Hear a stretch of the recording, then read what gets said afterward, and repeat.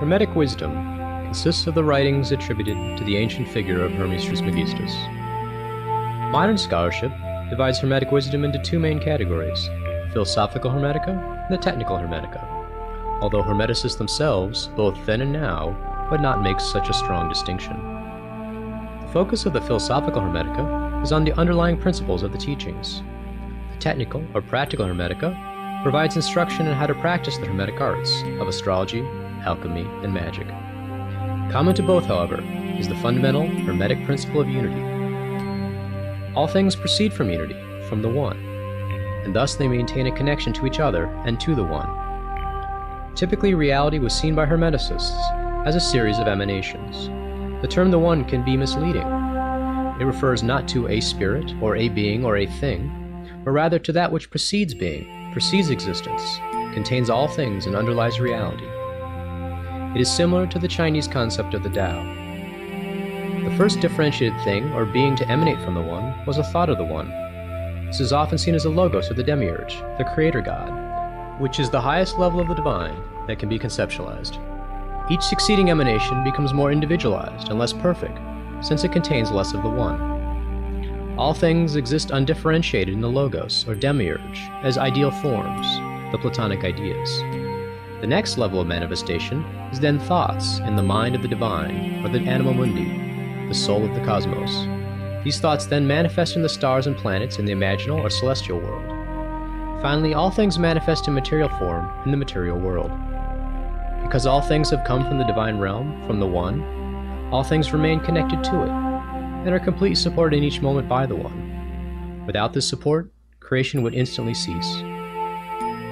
The emanation of all things from the One establishes chains of spiritual sympathy and connection. This is succinctly expressed in the maxim, as above, so below, from the Emerald Tablet of Hermes Trismegistus.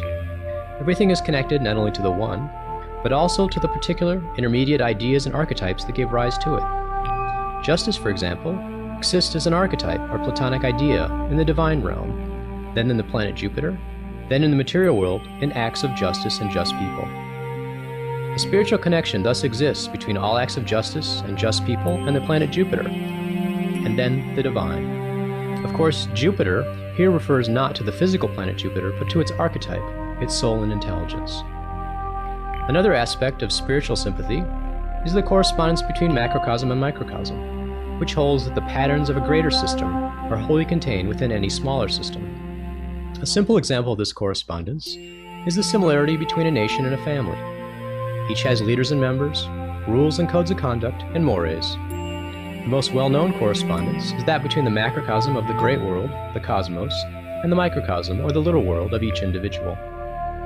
Just as a human being is composed of a divine spirit, material body, and an intermediate soul, which is conceptualized by various traditions as the astral body, or the life energy of chi or prana, so the cosmos has the divine realm as its spirit, all matter in the universe as its body, and the anima mundi, the soul of the world, as the intermediate soul connecting the divine to the material world.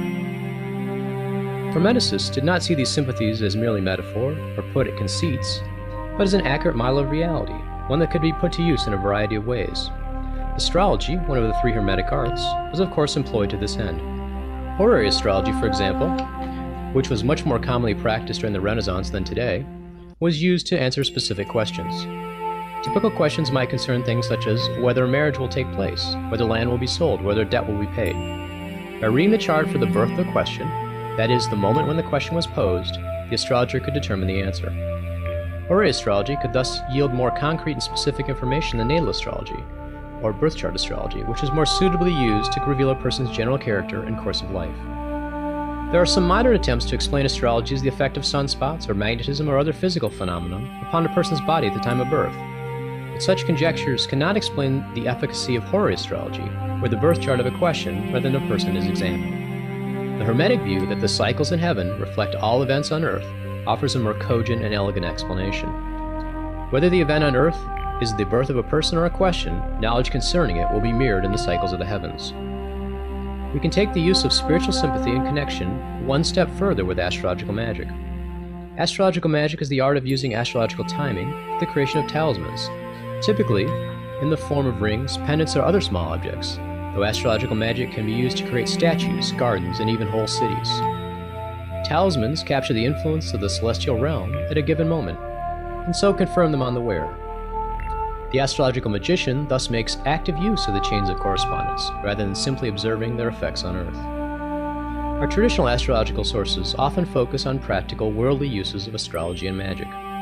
Astrologers and their clients typically look for guidance and help regarding issues such as wealth, length of life, love, marriage, career, enemies, and friends. How does this relate to spirituality?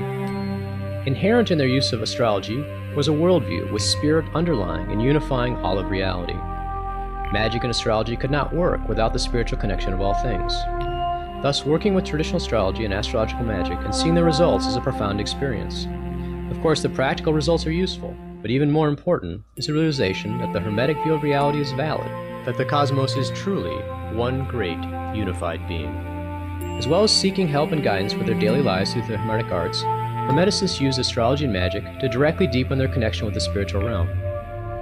The basis of the Hermetic spiritual path is unity.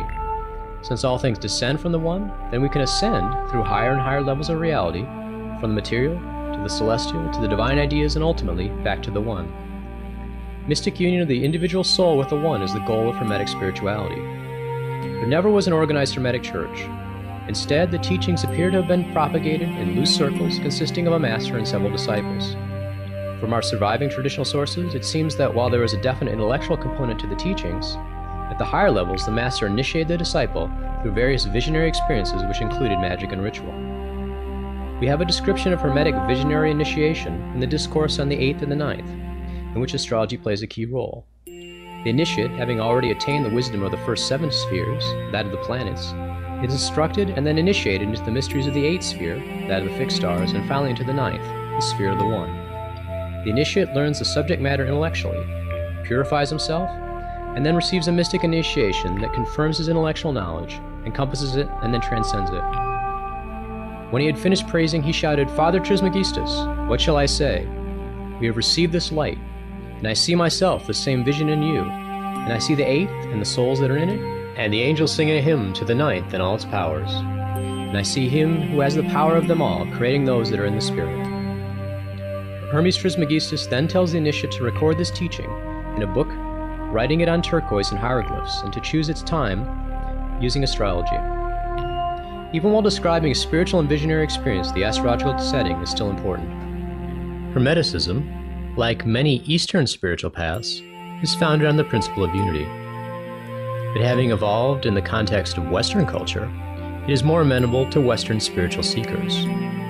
Hermeticism embraces a worldview that sees spirit diffused throughout all of reality. Each moment and movement on the earthly material plane emanates from above. Power and wisdom regarding mundane affairs can be discerned from the cycles above, and the spiritual seeker can attain mystic union by transcending the interconnected realms of matter, soul, and spirit.